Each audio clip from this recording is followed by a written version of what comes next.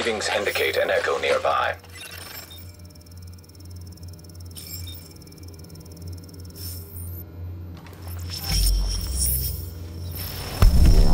Well, here I am, Aaron Keener, the First Wave's prodigal son.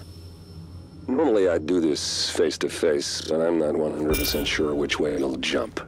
You act one way when Ms. Lau is watching, and another way entirely when you're off the leash. That's an interesting contradiction. You see, I think that deep down, you get it.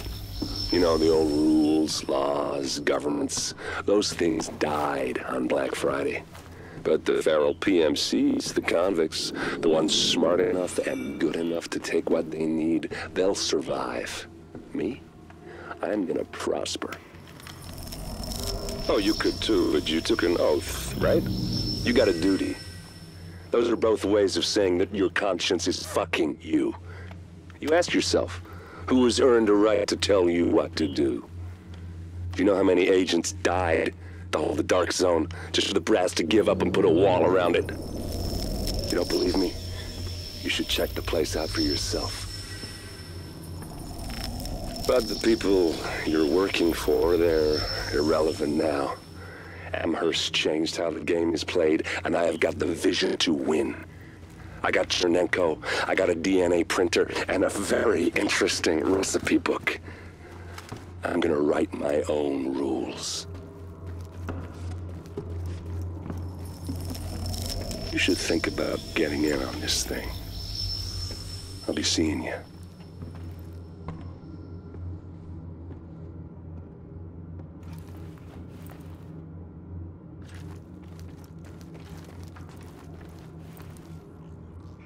Agent, the information you found in that lab was the crown jewel. I think we can break this thing now. But we've got some more information. A voice from the grave. Listen to what Amherst has to say.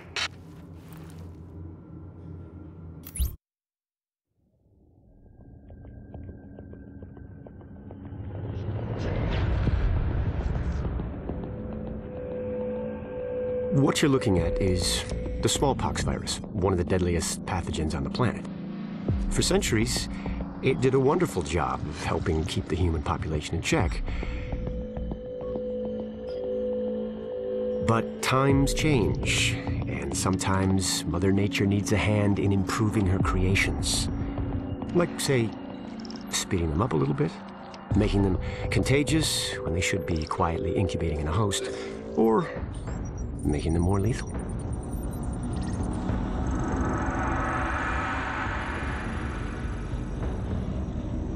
I didn't come up with the approach on my own.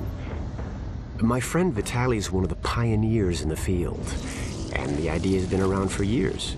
Genome as data. You see, once we digitized DNA, we made it infinitely mutable. We could do 1,000 virtual variations in the time it used to take to grow a one-lab-grade generation of pathogens. And we could pick the best, most lethal combinations and make them real. That's how you make a killer virus, you see. Mix in genetic code from other diseases, and you move the sliders all the way up on lethality and virulence. The goal was a 90% mortality rate.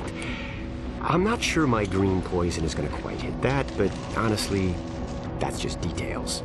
As long as most of humanity goes, the Earth stands a fighting chance. Technically, technology is what's killing the planet. But that's not really the case. It's the greed that drives the technology. But a funny thing happened on the way to $100 genome maps and 3D printed plastic toys. Someone figured out those technologies could be repurposed, modified for the greater good. Me. Now, my virus is going to do what nature's always done. Decide who lives and who dies. And if nature decides I die, then I die. If nothing else, I'll have a lot of company. Natural selection at its finest, helped along by a little unnatural genetic manipulation. It's all data, really. Life's just a method of processing it. The same way I processed the smallpox genome on my laptop. And who's to say that wasn't the plan all along? If, by some miracle, you survive green poison, then nature's decided you deserve to live. The rest of us shouldn't and won't. Godspeed. I'll see you in hell.